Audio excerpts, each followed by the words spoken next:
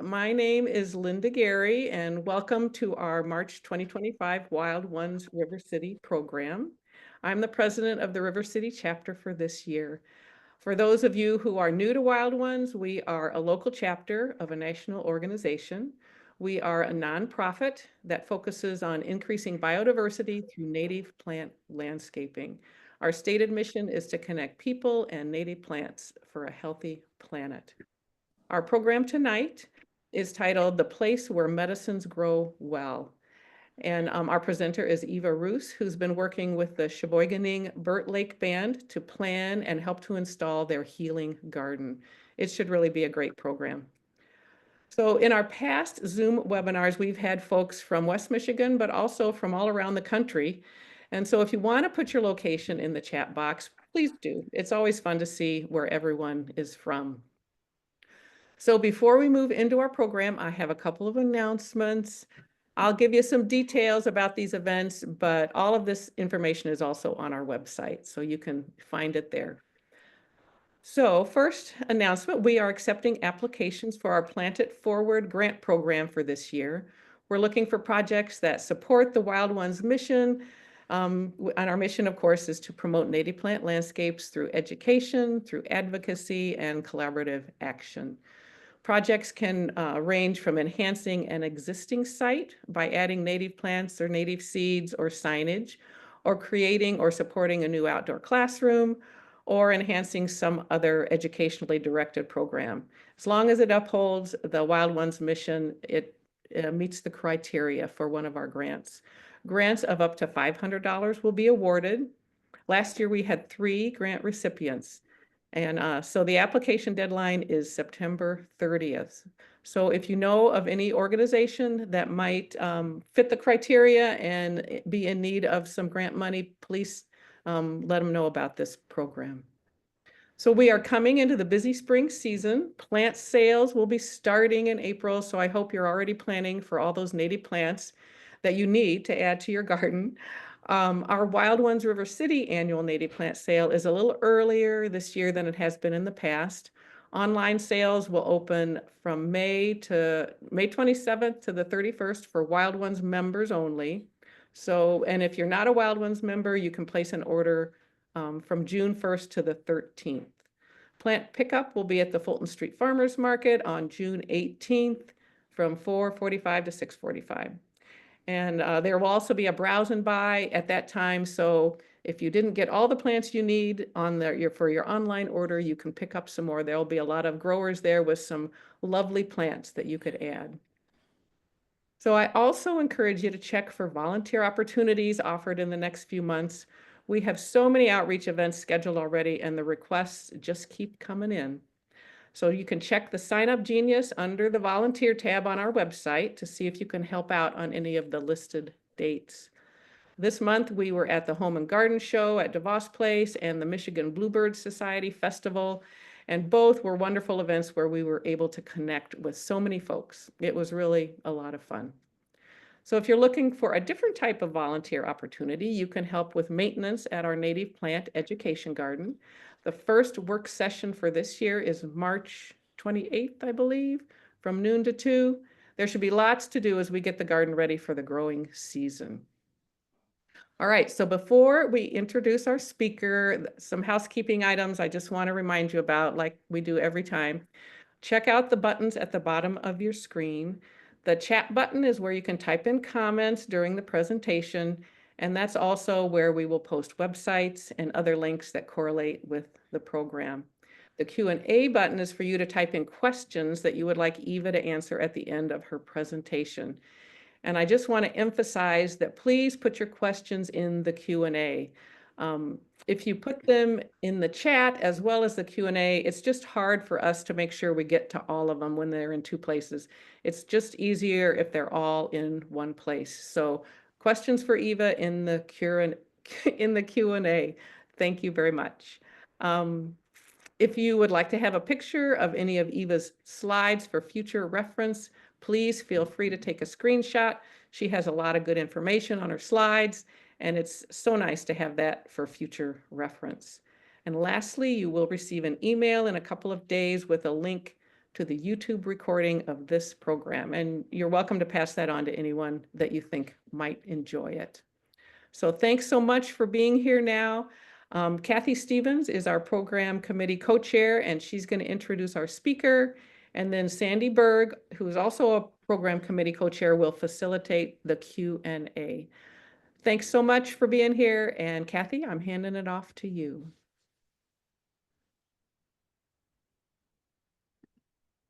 Hello, everyone.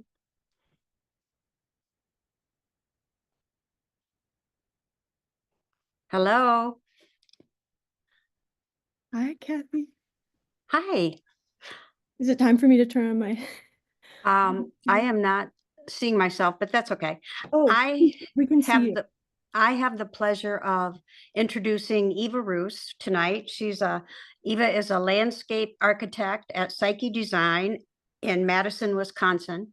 During her summers, she co-directs an interdisciplinary humanities program at the University of Michigan Biological Station called Great Lakes Arts, Cultures, and Environments, GLACE. Eva received her Master's of Landscape Architecture and Master of Science and Conservation Ecology from the University of Michigan in 2021. Initiated during graduate school and continuing to the present time, she works with the Cheboiganing Burt Lake Band of Ottawa and Chippewa Indians on the landscape design and healing garden for the tribe's headquarters in Brutus, Michigan. In the spring of 2024, the Cheboiganing Band granted her honorary tribal membership. She looks forward to a lifetime of planting, healing, and partnership with the band, and we look forward to learning about this beautiful and meaningful garden. Eva Roos, everyone. Thank you so much, Kathy, and thanks so much to the Wild Ones chapter for having me. I'm like really blown away and nervous by how many people are attending. So what an honor to talk about this garden and the amazing community that is the Burt Lake Band today. So thank you so much. Yeah, I'm going to start by talking a bit about historical context before I get into the garden itself. And as was mentioned, feel free to drop in questions. We'll have time at the end of the presentation to, I'll give my best attempt at answers as we go. So again, hello, my name's Eva Roos. I'm a landscape architect. I work at wonderful firm Psyche Design in Madison, Wisconsin. I'm from Ann Arbor, Michigan. Yeah, I did my graduate work at University of Michigan School for Environment and Sustainability and was honored to work with the Burt Lake Band during that time as part of my master's practicum. Okay, so first a bit into the history. There's some really important treaties to think about with the history of the Cheboiganing Burt Lake Band and the relationship to their ancestral land. So in the Treaty of Washington in 1836, the band's chief Chingasimo signed a treaty that he believed or understood would preserve 1,000 acres of land on their ancestral in the region of their ancestry on Lake Cheboigan, which today is called Burt Lake.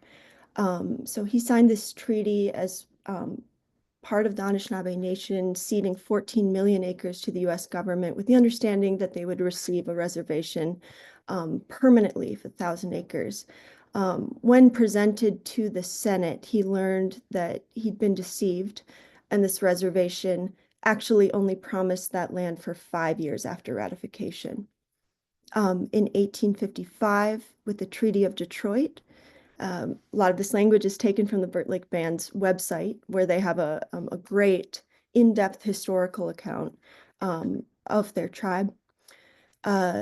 In 1855, the treaty said that provided that the Ottawa and Chippewa Indians could select individual allotments of land within designated reserves, 2 of which were set aside for selection by the Burt Lake Band in Cheboiganing County. Those members who selected allotments within that area were not awarded those individual land holdings until 3 years after a special act of Congress was passed in 1872. And tragically, in the year 1900, on October 15th, a local land speculator, John McGinn, who had his eye on the prime real estate that was the Burt Lake Band's land, he and a local sheriff burned the entire village to the ground. The villagers there sought refuge with families 2 miles up the road, while others walked over 20 miles to where they had relatives in Cross Village. The ancestral lands of the Burt Lake Band were never returned after the burnout. On the right here, the top right, is Nagani. She was a resilient elder who was in her 90s at the time of the burnout, and had to make that walk all the way to Cross Village, and tragically passed away within days due to exhaustion.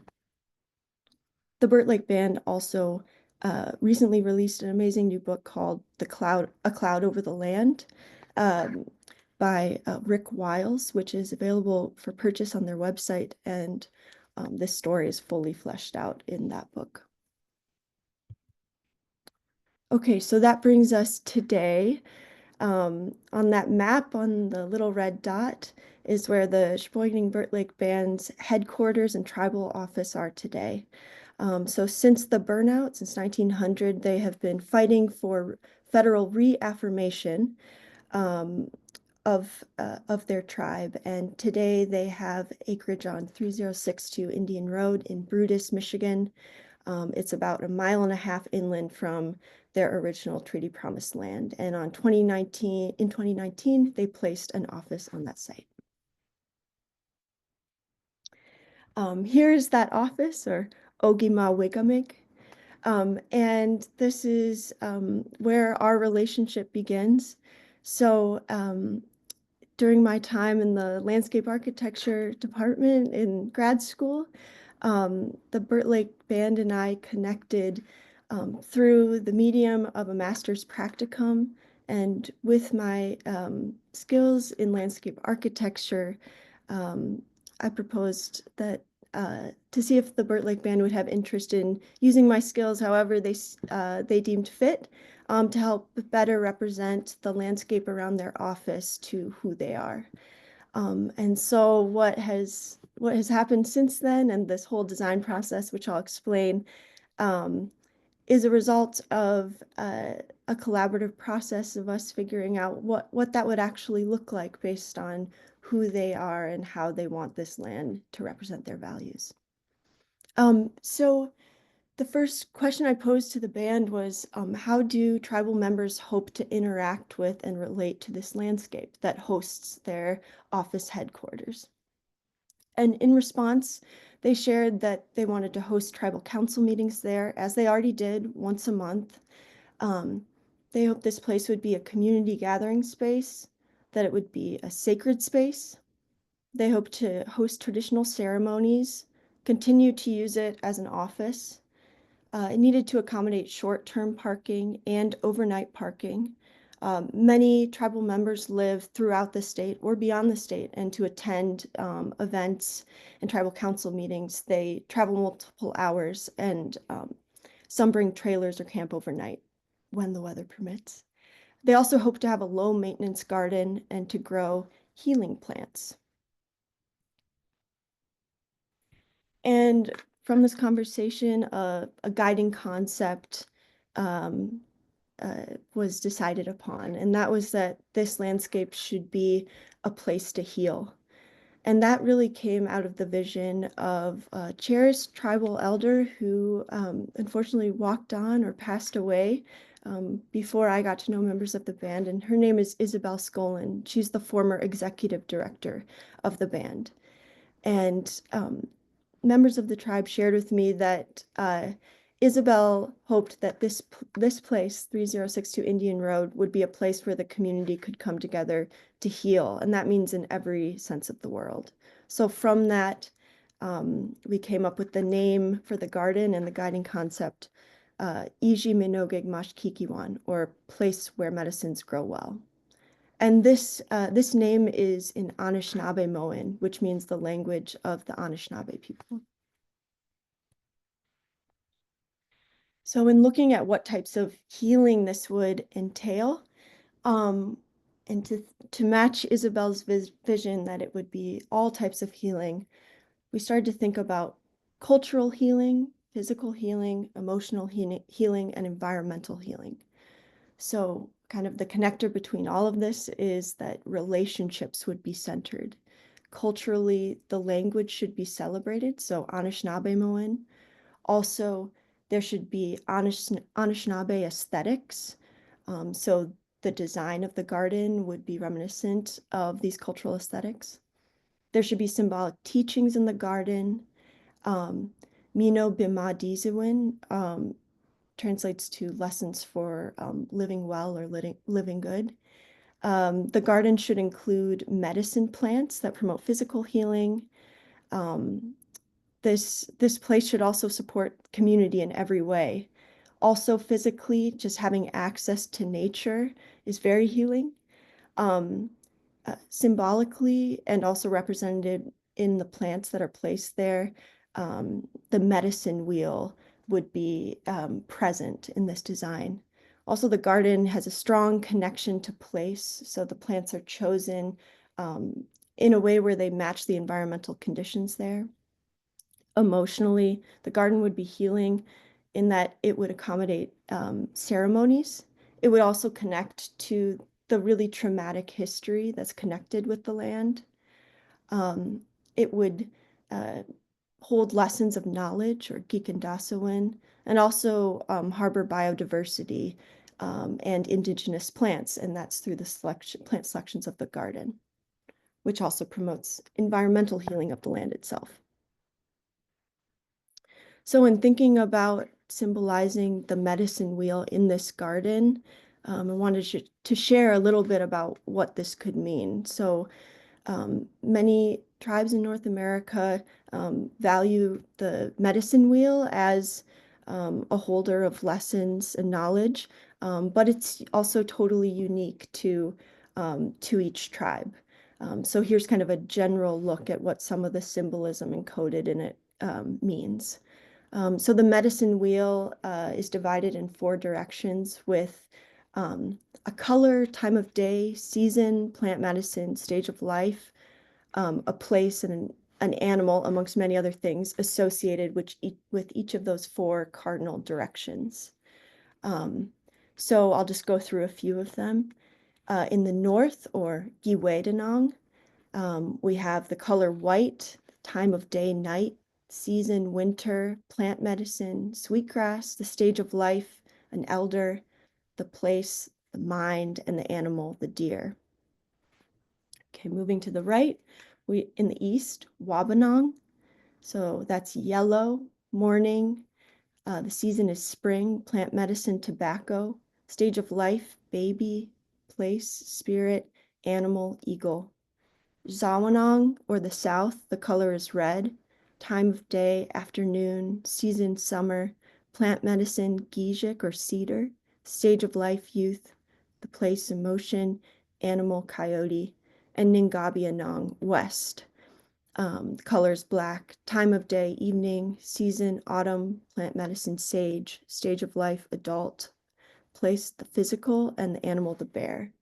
And in the bottom right-hand corner, you can see this medicine wheel actually going from 2D to actually imagine it laying flat on the landscape, because that's how it's originally thought of. And when you lay the medicine wheel on the landscape, on the ground, it actually starts to have a relationship between the movement of the sun.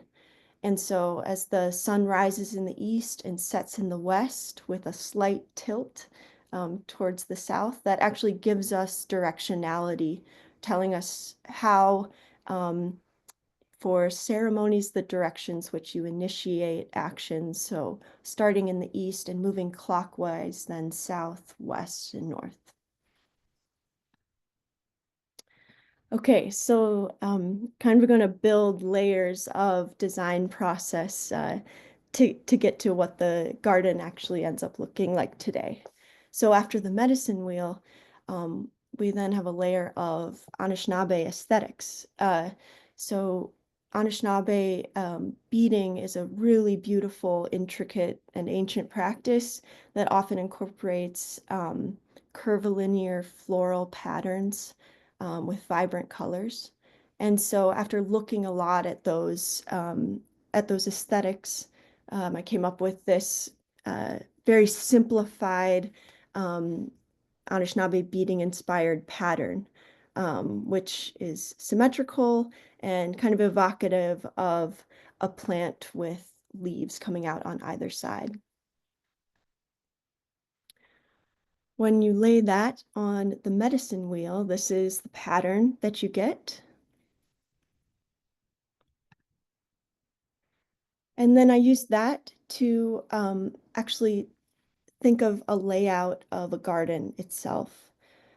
So here we have wrapping around the circle are paths with different points of entry and 4 different planting areas, each with a path that divides them.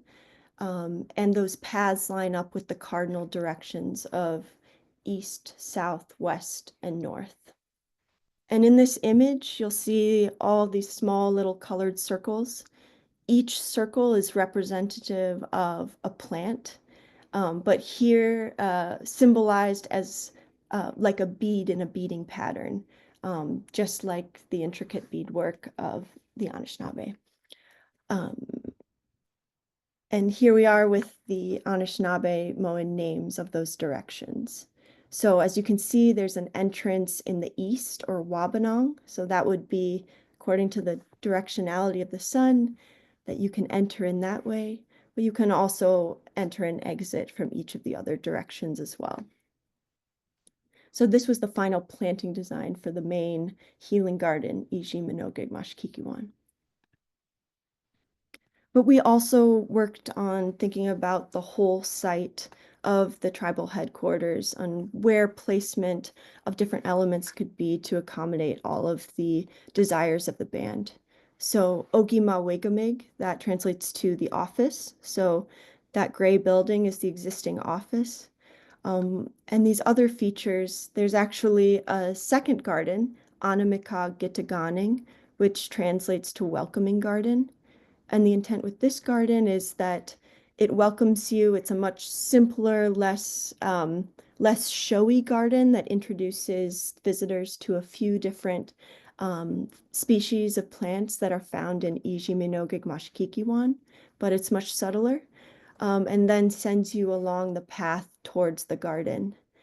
Enji Bashka Bigwaning is a flowering meadow, which is an experimentation in seeding sand-loving prairie plants in the septic field. Cheboiganing is a cedar grove with cedar trees. If you remember, based on the medicine wheel, the sacred plants of the south, or Zawanang, are cedar trees. And then in the north, Wingash Gojimanen, or sweetgrass canoes. The sacred plant of the north is sweetgrass.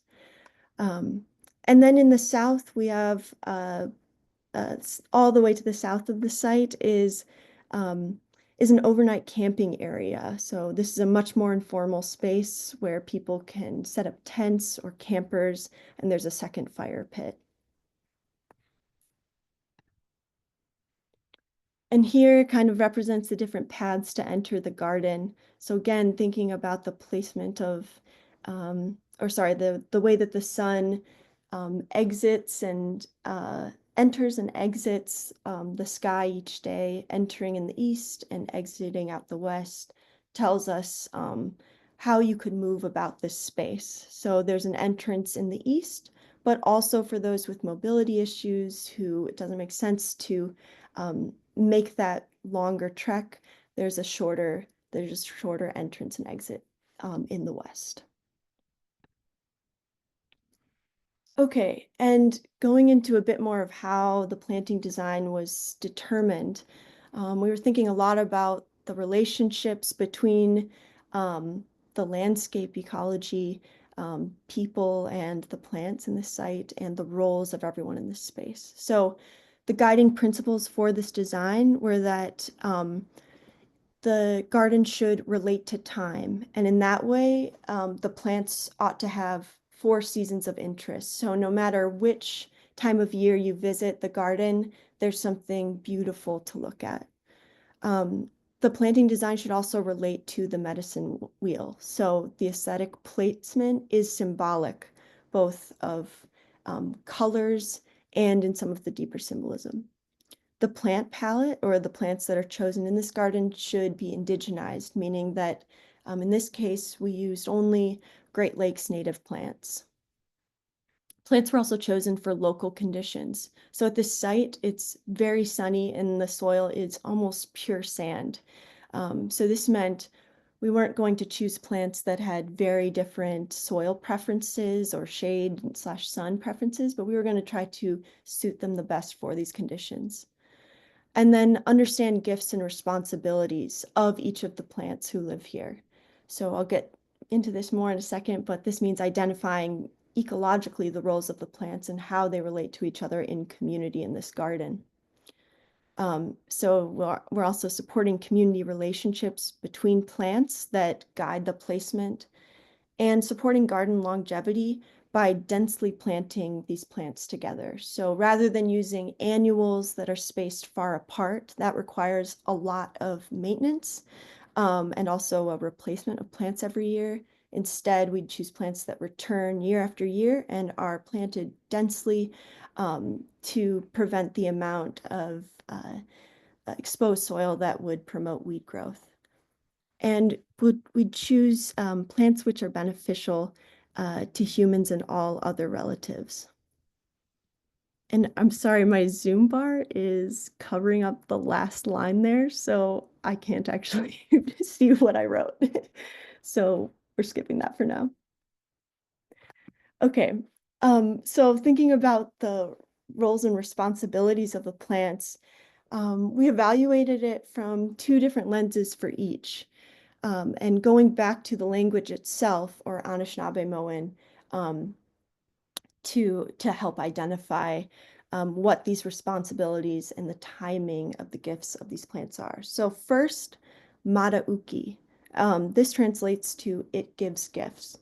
So for each plant, we considered when actually does a plant give its gifts? So which season is that? So Bibun, winter, Zigwan, spring, Niben, summer, or Dagawagan, fall. And a gift is really a subjective consideration. What that can mean, a gift can be a beautiful flower that is really pleasing to look at, or it could be, still in the visual sense, it could be beautiful winter interest and form, such as plant stalks or seed heads that are dried and have beautiful frost in the winter. Or it can be when they give their medicine. So when do the plants fruit or seed or have their leaves mature enough to harvest for medicine? The second consideration of their roles and responsibility is Baba Mizawan.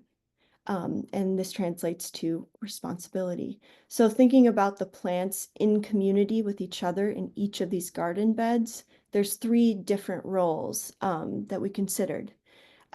So the first would be a sonige, or it supports others. This role for a plant would be kind of like a matrix species. So a plant that isn't necessarily occupying the spotlight because of how showy it is. Instead, it mostly fills an area of space. It protects a lot of the space from being occupied by weeds, and is really kind of like a gorgeous filler. Then there's Baba Mode, or it crawls about. For these plants with this responsibility, I thought about them as ground covers. So they're crawling about the ground, also shielding the ground from moisture loss, and helping to prevent weeds. And so they're kind of low and creeping. And then plants whose role is Barakide, this translates to it stands up. And these are the real like fireworks of the garden or the showstoppers who maybe even just for a short period of time have a really expressive and vibrant flower or seed that is really spectacular to look at. Okay, and here is what I'll go into this more in depth in a moment, but here are the final plants that were chosen for each of these directions. So again, each circle and associated color represents a different species of plant, and the size is shown to represent the width of the plant during mature growth. And there's about 10 to 12 species per direction in this garden, so that totals over 40 species of plants. Here are the plants of Cheboiganing, the north, and then Ningabianong, the west. So here you can see, if you imagine back to that Anishinaabe beadwork inspired pattern, you might be able to kind of see that this curvilinear form still woven throughout the plant placement. Okay, and now connecting to those roles and responsibilities and the timing of gifts, I created a relationship web for each of the directions. So in thinking about each of the directions of the garden as their own community, here's a way to kind of picture the timing of the gifts within this community and also the responsibilities that are taken on by each of the plants in their community.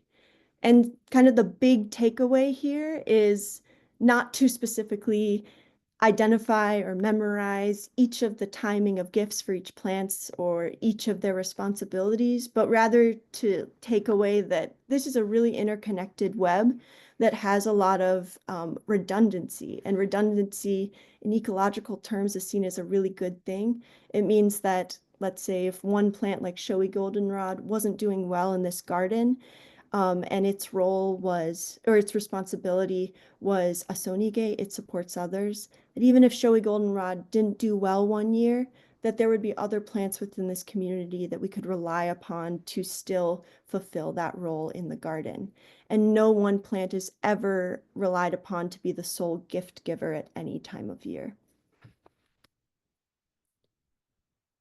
So here is the, I'm going to show you for each of the directions, the original rendering that I produced to kind of envision what this garden could look like. And then a sneak preview of some of the plants of each of these gardens today. So Wabanong the East, again, that's associated with yellow. Here today are two of the plants in the garden. We have black-eyed Susan and stiff goldenrod. Then there's Zawanong, the south. Some of the stars of this community, in my mind, are the wild strawberry, whose responsibility is babamode, or it crawls about. So slowly creeping, filling in the spaces between plants. And then we have butterfly weed, a host plant of the monarch butterfly, which I'm sure many people know. And butterfly weed gives their gifts, in my mind, in the summer with their beautiful bloom. They also give their gifts in the winter with the tubular seed heads that stay on, in the fall when they kind of turn into this rainbow color. And they are Barakide, it stands up. They're a real showstopper. So here's the original rendering of the south. And here are some of these plants today. So we have echinacea, or purple coneflower, and behind is some very happy butterfly weed. Ningabianong, the west.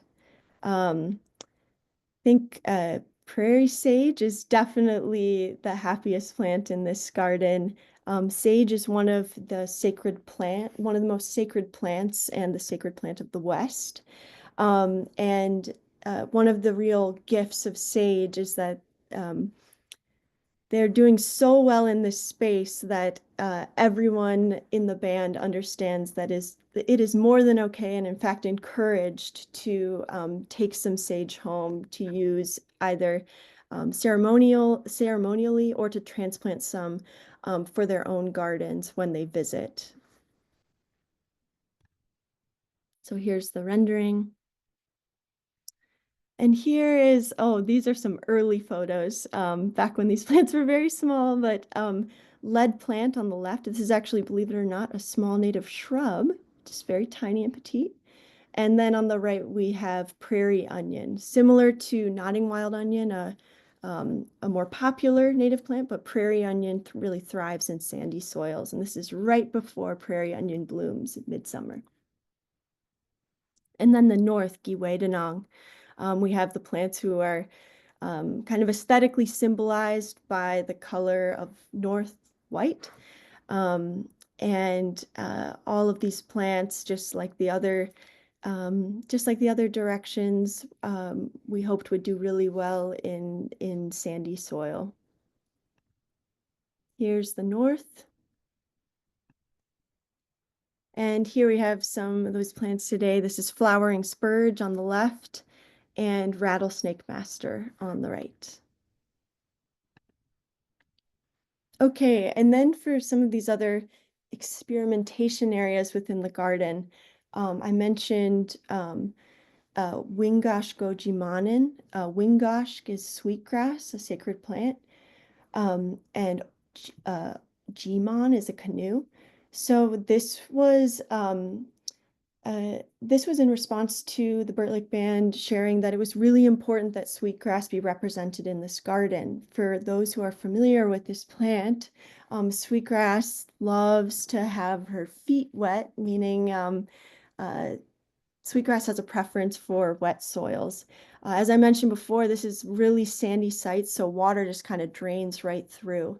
But in order to accommodate this preference, we tried using a technique that actually my advisor, David Michener, knew from his own family's gardening history, and that was to put a vessel in the ground to prevent water from passing through, and actually it starts to sit and be retained. So we tried that with a canoe. Have a photo of that in a moment. And then another experimentation area was Izhi-Minoging or flowering meadow. And in this space, we laid black tarps down to solarize without chemicals this area, and then seeded with native prairie seed mix. And this is in a septic field, so kind of affected which plants we include in that seed mix, but it was kind of an experimentation. And then here's that meadow today. I cannot get over the spotted horseman that's doing so well here. It's incredible. And actually, in one of these patchy spots, the first summer that these plants came up from seed, 13-line ground squirrel, one of my favorite native rodents, moved into this, even at a small scale, moved into this little patch. I'm not sure, I didn't see them last year, but I'm hoping they're still there. And behind, you actually see something that wasn't in the garden, it wasn't in the landscape design originally. And that's an amazing Three Sisters garden that was started by Kathy Kay, who runs the tribe's traditional foods grant. Kathy's amazing, and as you see, there's been some really successful corn, bean, squash, and behind there's some tobacco that's growing. In the meadow, there's also sage grown from seed and Rudbeckia hirta, or also known as black-eyed Susan, amongst many other plants. I think some of these people are here today watching. These are some friends who helped to sink that canoe to house the sweetgrass. So we literally dug a hole and placed a canoe in the ground. And this is today. The first canoe did so well that we added a second canoe. The first canoe, which is in the back, that sweetgrass or wingosh was gifted from the Keweenaw Indian community and has totally thrived. And the canoe works so well that I've actually found, I'm not kidding, a leopard frog in the canoe before because the conditions are that much wetter than the surrounding. And then in this front canoe, um, Kenny Parkey, an elder in the band, knew of a location along the road of the office where there was sweetgrass growing on its own accord in one of the swales. And we transplanted some of this sweetgrass, and in that canoe, now we have some local genotype sweetgrass thriving. Okay, and here's the welcoming garden, Annmarie. So much subtler, only a few species of plants here, a few of which are featured in Izhi-Minoging Mashkikiwan, the main garden.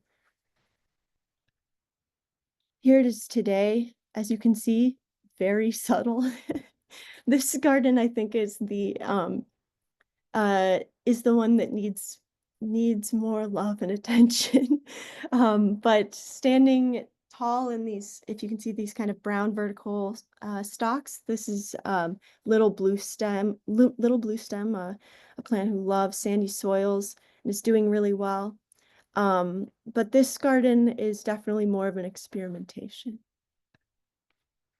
And then here are some of the original goals we had that I should say definitely not every element of this landscape plan has been implemented yet. And in fact, some elements of it, the band has determined don't necessarily make sense anymore. And that's totally fine.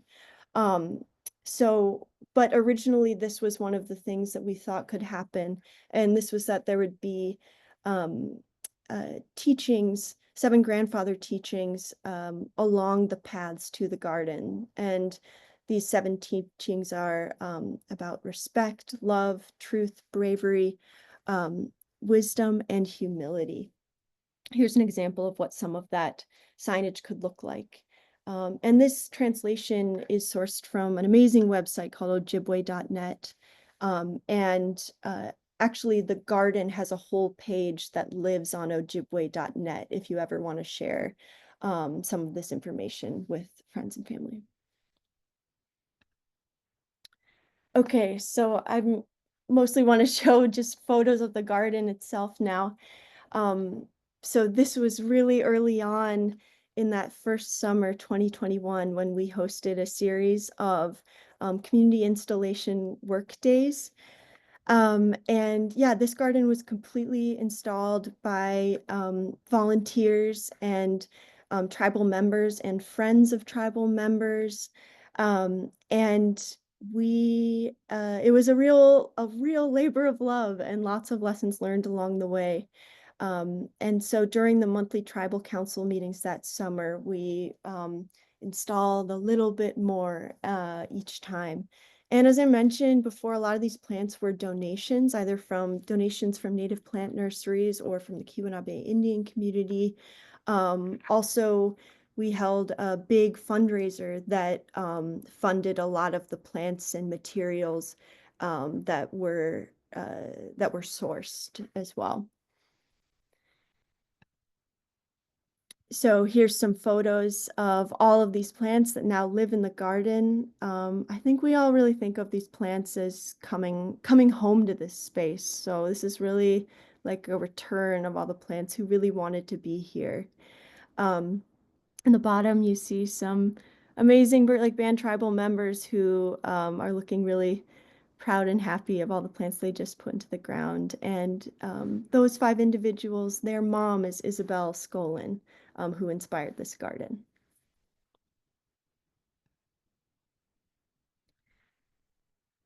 Yeah, how far we've come and where we're growing. So since the installation, this what year is it? 2025. So this year, this summer, the garden will be in its one, two, three, four. It will be in its fifth growing season. That's so crazy. And something that's happened that wasn't in the original plan that's wonderful is that now all of the plants in the garden are labeled with 4 different names. First, their Anishinaabe Moan name, then their common name, or I'm sorry, first their Anishinaabe Moan name, then the direct translation of that name into English, followed by their common name, followed by the Latin name in italics seen here. So this is to make sure that this is a space of learning and reconnecting with heritage and language of the band themselves. Also, you'll see these beautiful benches. Those were made by Kathy Kay and her partner Jamie. Incredible works of art. And in the center, Tribal Chairman Bruce Hamlin constructed that fire pit. And I'm really, honored to say that I've witnessed multiple extremely meaningful ceremonies which were hosted right in the center of this garden.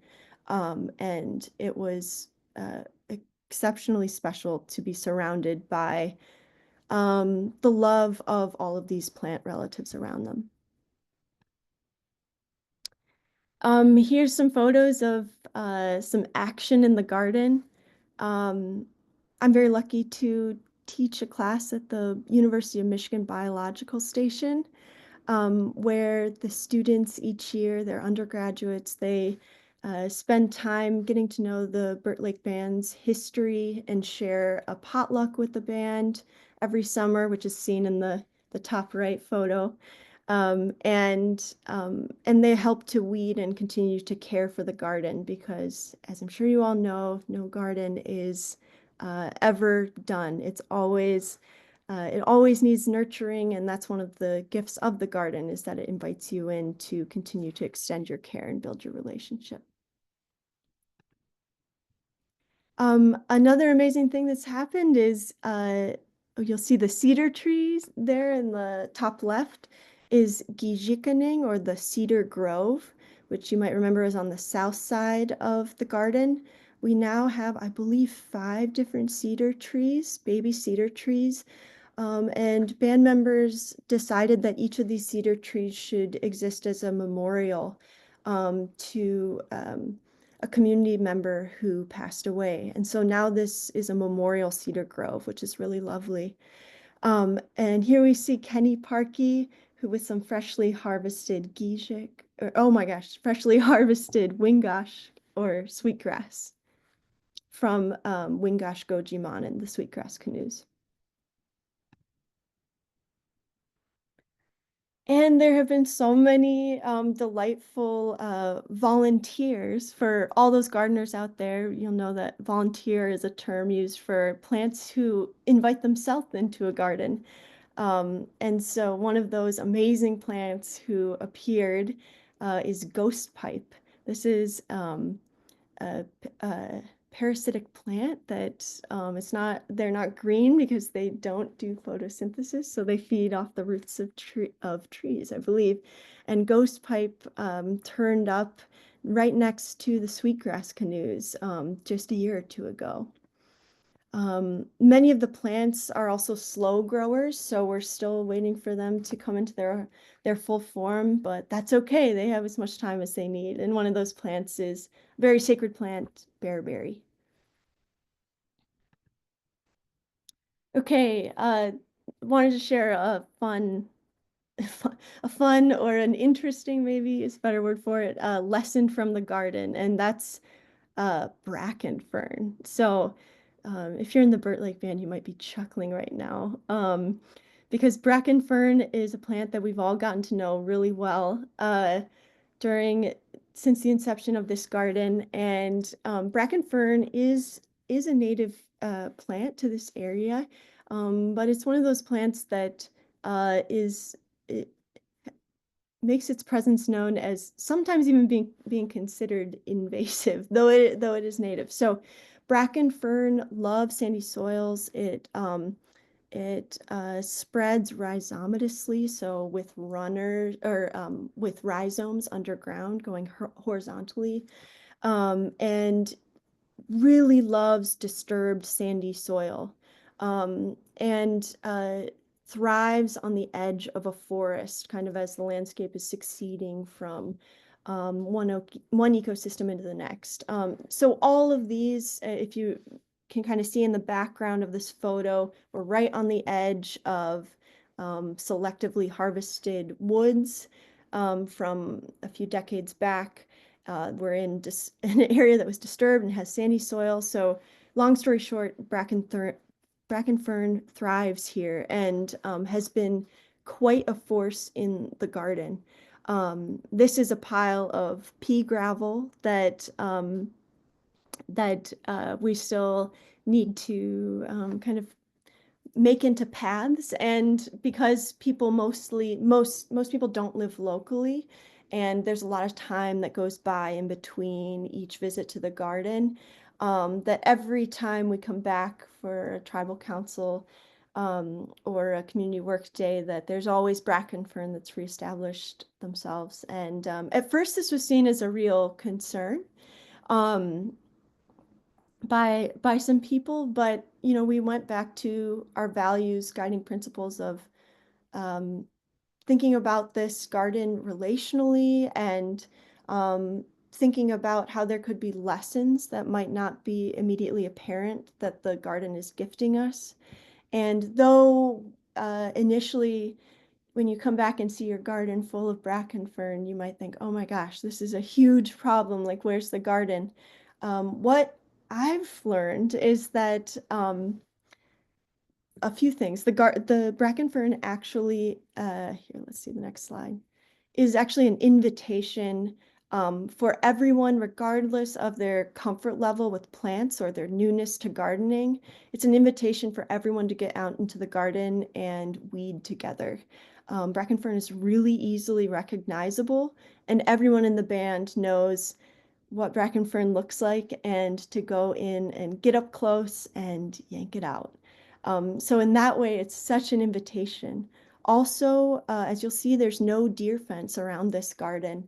I don't have a photo of it, but when we first installed all these young, hundreds of young, totally exposed plants, and there was a month in between visits, it would have been a perfect lunch or dinner for all the deer in this region, of which there are many. But something I remember is coming back after that first planting day a month later, and the bracken fern were tall. You couldn't even see the young plants underneath their fronds. What I realized is that when you parted the fronds of each of these plants, that actually all all of the young newly planted plants we put in the ground were still there, despite there being no deer fence, no rabbit fence. That I think the bracken fern actually obscured or kind of protected these young plants from sight. And so once we pulled out the bracken fern, there was a full protected, healthy garden underneath. And each year, the bracken fern has run out of energy a little bit more. So there's fewer and fewer bracken ferns to pull each year. And everyone in the band is super patient and committed to addressing that. So I thought that's just a uh, really cool story of how to kind of rethink the idea of a weed and instead think about what a plant might be teaching you. Here's a photo of the garden in full form. I think this might have been in August of this year or the last year. The textures and the colors are just lovely. So you can see in the yellow is the east, the kind of red and pink, that's the south. I should have said this earlier, but the west, you might remember the color associated with is black. There's not many plants at all that have black as their color. So we kind of expanded that palette of plants to include plants that had more of like an icy blue or purple. So in this case, you can see the sage and pale purple coneflower and the blues and purples within little blue stem. And then the white in the north, there's flowering spurge and rattlesnake master. Okay, so just some more photos from the garden. Here's one of the plants whose responsibility it is to crawl about pussy toes. So pussy toes is a plant who is naturally occurring already in this landscape when I first did a survey, but now we have many more. And as you can see, they're dense and low, and slowly they'll start to spread. Here is a photo of here's a photo of kind of the seasonal interest in the fall. I mentioned how one of the goals with relating to timing for the garden is that no matter what season you come in, that there will be beautiful plants to be surrounded by. So those whitish, yellowish seed heads on the right, this is wild quinine. Behind them are little blue stem in its gorgeous fall color, which starts to become like burgundy red. And to the left is the sage. And believe it or not, you might think, oh, that's a lot of sage in there, but that's after many people harvested sage and took some home. Here's a photo of prairie dock. Because the soil is so sandy, a lot of people might know prairie dock as a plant who gets maybe 7 feet tall. Prairie dock still does really well in sandy, well-drained soils. It just will be a little bit shorter. So prairie dock here gets about, I would say, 4.5 feet tall, but is still flowering and happy. Around them are black-eyed Susans, also flowering. And the ground cover, you can't really see here, is cinquefoil. Oh my gosh, I'm forgetting the name of it. This cinquefoil with the little yellow flowers that crawls around. And here's the south in its most vibrant midsummer. There's butterfly weed, purple coneflower, blazing star. In the right next to the coneflower, you might see a really bright red. That's royal catchfly. I think this is a really beautiful plant, which is hemiparasitic, meaning this plant gets some of its nutrients, not just from photosynthesis and the sun, but also from feeding on critters. When you touch this plant, it's really sticky, and then you look closely, and there's actually, it kind of acts like flypaper. The stickiness on the leaves attracts bugs. They die, and then the plant actually soaks up their nutrients. So some really cool ecological relationships happening here. I just visited in the winter and wanted to show some winter form photos. Here's the Cedar Grove, Izhi-Minoging, each with their memorial signage, remembering a loved one. The deer really are present though. They love to eat young cedars, so that's why we have added fences. Here's some more texture that I just can't get enough of, especially in late summer, early fall. Here's flowering spurge on the left. There's sage on the right and little blue stem in the back. Prairie onion now in full flower. This is a view, this is when the garden was still a bit younger. And this is from the east looking towards the office. And this, something I love about this photo is it really showcases purple lovegrass. So purple lovegrass has these really fluffy pink seed heads that act as this beautiful filler amongst all the other plants. Okay, and so those are kind of a bunch of not nearly the full collection of photos. I wish I had more time to share, but now I also just wanted to give a little plug for the Burt Lake Band's current fundraiser to help them with more of the updates they're hoping to do on this site. So they have a GoFundMe. The link is at the bottom of the screen.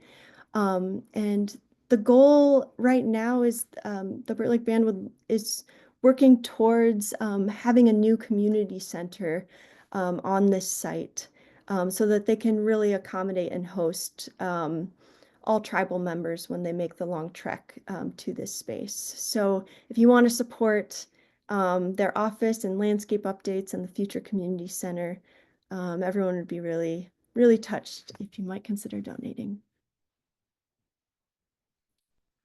Okay, so Chi miigwech, or thank you so much for listening. Now I believe we have time for questions. Yes, thank you so much, Eva. That was just so wonderful. And it just makes me think about spring coming and gardening and seeing all these beautiful plants. We do have some questions. So, Okay, great. um, how much land does the Burt Lake tribe have at this point? The Burt Lake Band have? Yeah, I believe I'm honestly worried I'm going to remember this number wrong, but I believe the current acreage at this site is 20 acres. It was, I don't have photos of it, but right next to this site is a beautiful old church that Burt Lake Band members actually constructed back around the turn of the century. And I believe the church um, gifted the band in recent decades, gifted them some of the acreage of the church, 20 acres, which is not nearly the 1,000 treaty promised acreage that they ought to have, but they do have those 20 acres now. Thank you. And Elliot had a question of what resources can I use to find native plants of Michigan that were specifically used by Indigenous people for medicinal purposes or other practical uses? Yeah, that's a really good question. Um, there's a few books out there that are really wonderful. The one that comes to mind right away is a book called Plants Have So Much to Give Us, All We Have to Do Is Ask. That's a long title. I'll say it one more time. Plants have so much to give us. All we have to do is ask. That's probably my favorite because it shares information in a traditional storytelling way rather than just listing a plant and um, kind of sterilely sharing each of the bodily functions it addresses, but instead you learn about each of the plants from through the medium of story. Okay.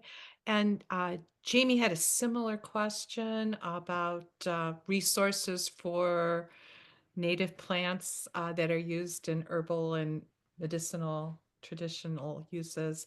So I think you've addressed that as well Yeah. with this book. Yeah, thank you. I could also share, sorry, just on that note, that for those who go to ojibwe.net, it's ojibwe.net, that the garden has a homepage there. And on there's a full list of all the plants used in this garden with their Anishinaabe Moan names. And yeah, that can also be a good resource. Great, thank you.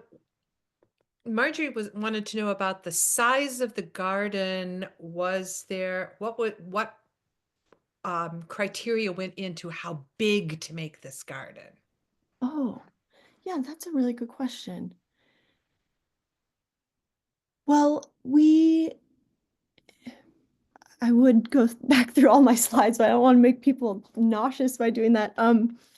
I we kind of really looked at the area that was already open or already cleared. So as I mentioned, a lot of this 20 acreage is wooded. And Also, I should have mentioned this earlier, but in thinking about a healing garden that was likely going to host sacred ceremonies, um, you really don't want uh, that location to be right alongside the road. So you want it to be a little bit more private, a place where people can certainly be welcomed in by band members, if that's desired, but that it is, at the end of the day, a space that's for the band themselves. So with that mindset, it really kind of narrowed down the area to have this garden to be behind the office building and in front of the woods.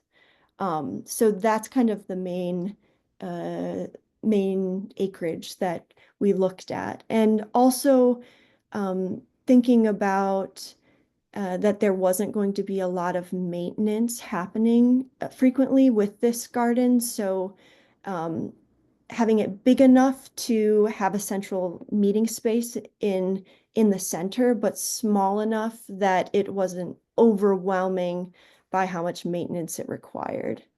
I wish I could give you the exact square footage of the planted space, but I don't know it off the top of my head. So there are also a couple questions about the canoes. Oh, Um, yeah.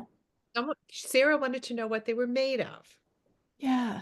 Oh, another good question. So, um, I believe they were made of aluminum. So traditionally in Anishinaabe culture, canoes would be made with birch bark. But uh, those which are made of birch bark are really precious. And um, didn't no one had one to donate, and also I would never expect them to donate their birch bark canoe to going underground. So instead we used aluminum ones and this was as opposed to fiberglass or plastic, because as I feel like is getting revealed more and more, there are concerns about plastic leaching, things like microplastics. So aluminum was what we considered to be kind of the safest, healthiest bet. And how deep did you put the canoes? Oh, the rim of the canoe is just about exactly level with the surface. Yeah. That's what it looked like from the photos. Yeah. Yeah. Okay. And Sarah would like to know what types of cedar were used and Hmm. where did you find them? Yeah. Okay. So, the native species of true cedar, I should say, is northern white cedar. So that's Thuja occidentalis. Um, I believe like eastern red cedar. That's not actually a true cedar, but northern white cedar is the native here. And I actually, believe it or not, I found that it was really hard to find native cedars in a small enough size that fit our budget, that were not a cultivar. A cultivar would mean like a, a selected variety that isn't the true straight species. So um, so these cedars that are here, I actually sourced from a nursery that sells native plants in Wisconsin, where I live, at a place called Johnson's. And they have these small northern white cedars that aren't a variety that you see people planting as like hedgerows, but the true straight species. And they were in number 5 root maker containers. Okay, thank you. Mhm. Um, Jamie asked if you gained any insight about the Burt Lake Band's views on any particular areas of conservation that we should focus on. And or are there plants that are particularly at risk that were significant in the tribe's history and traditional uses? Oh, yeah. Let's think. Well, I mean, sweetgrass comes to mind right away because this is one of the most sacred plants, whose local populations are dwindling. And another book I'd recommend that I'm sure many people have read is called Braiding Sweetgrass. And there's a story in Braiding Sweetgrass by Robin Kimmerer about how there was research done finding that the places where sweetgrass populations are stable and thriving are the places where indigenous people are still harvesting them. So this is a plant who actually benefits yeah, they benefit from people harvesting them to actually make that supports the growth of the plant. So yeah, I think that that's really fascinating, and in thinking about just supporting Native people's rights to harvest traditional plants is really crucial. And in stands where there are sweetgrass that are still doing well, or maybe aren't doing well, to know that harvesting in a sustainable way. So some people say never take more than half, or assess if the population is healthy to begin with before you harvest, and to give thanks in the form of placing tobacco. All of these things are important, that doing that will actually support the health of that population. Karen had a question about controlling the bracken fern. Oh, yeah. Do you find that pulling is the best technique? Yeah, I do. And I should say, yeah, there was a whole saga. Actually, this goes with the question before about conservation practices, where we, in the beginning, in the first year, when there was concern, actually, from someone outside of the Burt Lake Band who saw the bracken fern situation and expressed extreme concern that the garden was a failure because bracken fern was present, and that we should start over from scratch and herbicide all of the bracken fern, put plastic down underneath and replant the whole thing. And so the band and I thought about this and realized that that suggested approach actually did not align with any of the guiding principles of the garden itself, and that using chemicals in this way to control a plant that's actually native in this area uh, would not make sense. And rather than kind of having a war-like mentality on eradicating a naturally occurring plant, to realize that actually, yeah, this plant could be an opportunity to learn an unexpected lesson, and that we should see it as an invitation to do a very simple thing, which is to pull out bracken fern, especially in sandy soil. You pull it out really easily. And yes, the root often breaks off when you pull it out, but I'm very honest when I say that each year there have been fewer and fewer bracken ferns. I don't ever expect that we'll get down to zero. That's not realistic. And it's not, honestly, I think that would be kind of sad, because then we would just be looking at the garden rather than having an excuse to get in there amongst the plants and look closely and pull some out. So yeah, I think that's our preferred method. And it's what I would suggest if you want to have a humbling, patient experience. Great. Um, Annette asked if the garden was open to the public, and does a person need to obtain permission if they want to visit? Yeah, oh, thank you for bringing that up.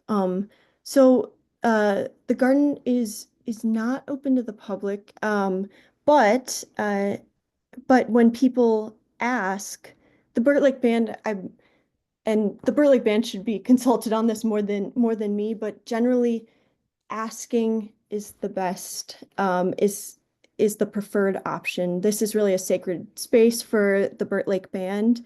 You can contact the band if you want to visit, but please don't just show up. But also, kind of what the band has suggested is a great way to interact with the garden if you want to see it, is that every year they have a memorial walk to memorialize the occurrence of the Burt Lake burnout.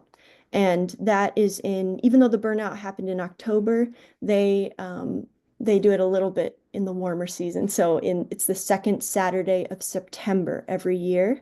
And the public is all welcome to to this memorial walk. And the Burt Lake Band on their website will post information about the event itself, but it happens every September. And they walk from the site of the burnout about 2 miles to the tribal headquarters, which ends at the garden. And this is a time when you are totally welcome to participate in the walk. And then at the end, you'll have the garden waiting there, and you are welcome to see it. That's a great idea. Thank you. Mhm. Um, Marty wanted to know how you keep the little blue stems so short. She says she's collected seeds from plants that are over her head. Whoa, that is interesting. I wonder if those are in places with richer soils. Because yeah, little bluestem is so adaptable, but yeah, the soil here is really almost pure sand. I mean, it's not pure sand, it's almost pure sand, but more nutrient poor, and little bluestem is still happy, but kind of maxes out at the height you see in this photo. But also I wonder if that's more of like a local genotype thing where the person who mentioned that might just have a taller local population of little bluestem. But often I think it's because if you get really, compost rich, nutrient dense planting soil, that you'll find plants reaching unbelievable heights that far outgrow their predicted height in those situations. Um, Bruce Hamlin has put in a couple of clarifications. Oh, And great. Yeah, Bruce is the tribal chairman, so of the Burt Lake Band. So yes, listen to anything he says. And I'm sorry if I misspoke on anything. he said, yes, your 20 acres is correct. Oh, awesome. Okay, okay. And that at present, the tribal council has decreed that the garden is not open to the public, just to Great. further Yeah. that. Yeah. There There's- were, let's see, um, some more questions about drainage in the canoes. Oh, yeah. Were any holes? Three people have asked about that. So they wanted to know if you put holes in the canoes to help with drainage. No. There are no holes in the canoe. Um, yeah. And that was also just an experiment, and it seems to be working great. And what kind, did you amend the soil with it? Did you put in a different type of soil in the canoe, or you just threw the sand back in? Yeah, yeah. All this garden is fully native soil. So we dug out the sand, and then we put the sand back in. All right. And then Charles wanted to know how the cedars were doing in the sandy soil. Oh, the cedars are doing well. The biggest issue has been the deer for the cedars, because yeah, cedars like really vitamin C rich, I think. It really is like the preferred food of deer, I think. But now that um there are cages around the cedars, they're doing better. But cedars are also a plant who does well with wetter soils. So though this garden almost never gets watered, when it does, we are sure to give the cedars an extra drink because it probably actually is a bit drier than their preference. But they're surviving just fine. Great. And Bruce Hamlin also added another clarification that Hmm. yes, you are correct about about the memorial walk, that anyone Oh, who attends the memorial walk may certainly visit the garden following the walk. So he just wanted to clarify that. yay. Thanks, Bruce. that is all of our questions, and I want to thank you again.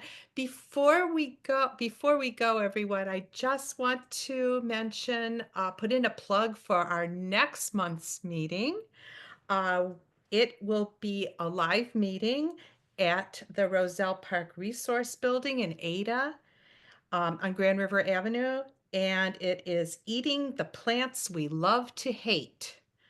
It's presented by Leah Savigny, of Joyful Wild Crafting. So we hope to see you all there. And once again, we'd like to thank you, Eva, for such a wonderful presentation. Thank And you so much for having me. thanks to everyone who attended. And the website you will receive a email with the link to the website where the YouTube will be link to the YouTube rather. Good night to everyone and hope to see you again next month. Thanks so much. Bye.